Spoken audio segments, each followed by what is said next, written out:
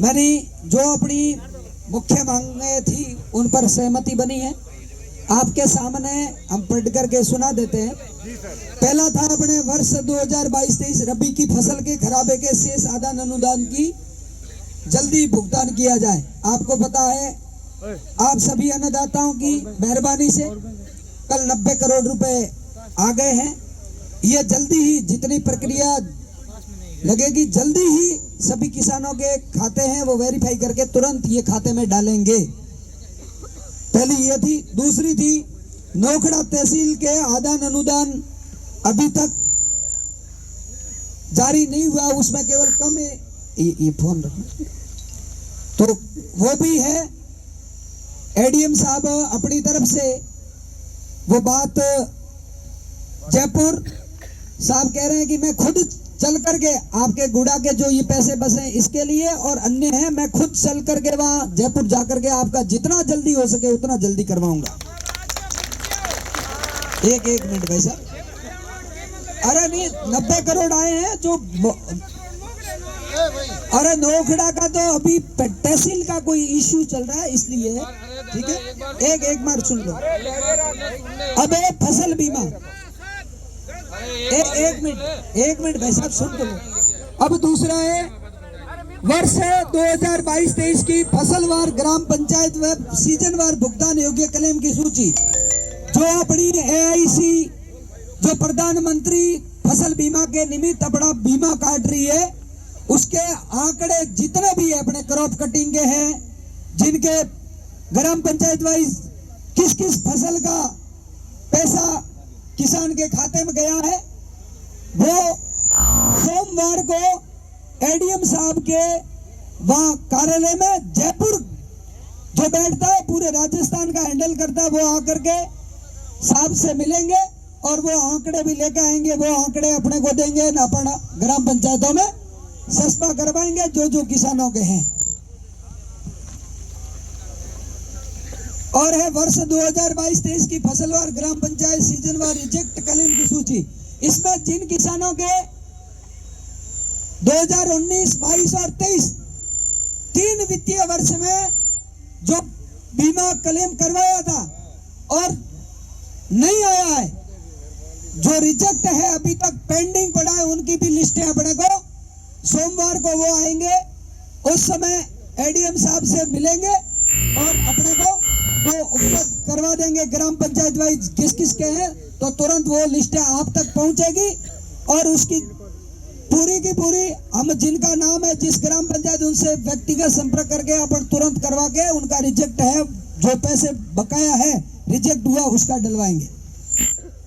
अब ये पंचायती राज में जैसे सुअरों की अपना सबसे बड़ी समस्या थी, अब भंडूरा, ठीक है, तो उसकी पंचायत समिति गुड़ामालानी की नीलामी सूचना कल अखबार में हो गई थी, लेकिन इसके अलावा 3 और पंचायत समितियां दोरीमन्ना, पायला और आडेल इनकी तुरंत निविदा निकाल करके और खुली बोली बोल करके टेंडर देंगे, ये भी जल्द ही कर लेंगे।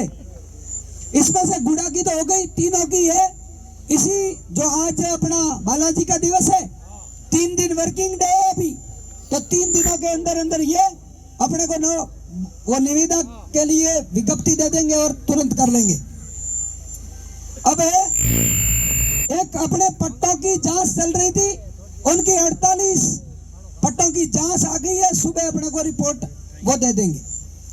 अब राजस्व विभाग की जो सबसे बड़ा अपने आदान अनुदान और बीमा क्लेम के बाद सबसे बड़ा यदि किसानों के साथ कुठाराघात हुआ, वो हुआ अपने जो पिछले 50 वर्षों से किसान अपने हक और अधिकार की लड़ाई लड़ने के लिए जिस स्थान से अपना आवाज बुलंद करता था, उसको जो वो बैठे उनको कल सुबह ही तहसीलदार साहब और एसडीएम साहब और डिप्टी साहब उनको कल ही सुबह साफ कर देंगे।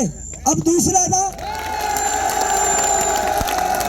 अब एक और कहेंगे, अब बिल्डिंग पक्की बन रही है, जो अभी 4 महीनों में भूमाफिया ने अतिक्रमण किया उसका स्टे आ गया है, नोटिस उसको दिया गया है, उसमें तहसीलदार साहब पार्टी है, उसकी मॉनिटरिंग करके स्टेज तोड़वा करके उसको भी ध्वस्त करेंगे।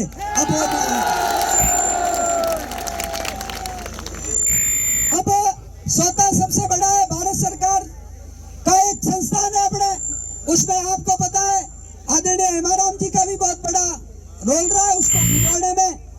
कृषि विज्ञान केंद्र जो प्रत्येक किसान अपने फसल के बारे में, अन्य कोई भी पशुपालन है उनके बारे में अच्छी जानकारी प्राप्त करके आधुनिक खेती करे, उस जमीन के ऊपर अतिक्रमण है उसको पुनः कल वहां से रिसीव लेकर के परसों पुनः चिन्हित करके तुरंत 2-3 दिन के अंदर जो अतिक्रमी उनको तुरंत हटाएंगे।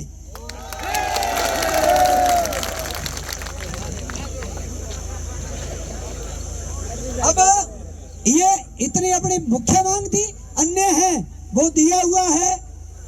एडीएम साहब पर पूरा भरोसा है और ये संध्या वंदन का समय, तो मैं निवेदन कर रहा हूं कि आप सब जो आप पूरा जो आज किसानों ने आपने ताकत दिखाई है और जो एडीएम साहब और आज इतिहास में पहली बार अपने ही जवान बंधु नितिन जी के मार्गदर्शन में पूरा लॉ एंड ऑर्डर मेंटेन किया है और इसमें अपन ने 1% भी कानून हाथ में लेने का काम नहीं किया। आपने सभ्य तरीके से आज इस रैली को यहाँ तक पहुंचाया है, समापन की स्थगित की ओर अपन बढ़ रहे हैं।